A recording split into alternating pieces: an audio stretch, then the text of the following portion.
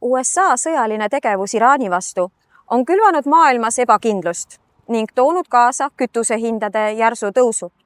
Enamik Eesti inimesi tunnetab seda hinnatõusu otseselt oma rahakotis. Samuti mõjutab see paljusid ettevõtteid, kelle tegevus sõltub otseselt just kütusehindadest.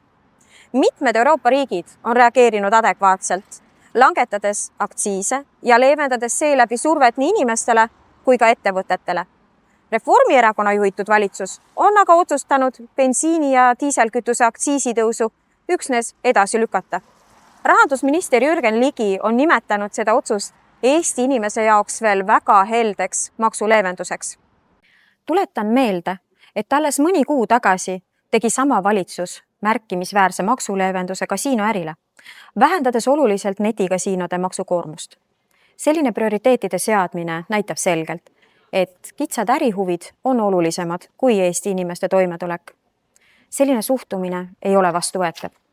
Eesti vajab valitsust, kes seisab oma inimeste eest. Kas Reformierakonna valitsuse arvates ongi normaalne Eesti inimestele maksukoormust aina enam suurendada ning seda olukorras, kus hinnad ja elukallidus niigi tõusevad?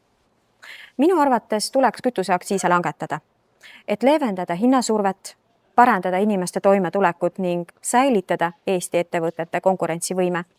Või mida arvate teie?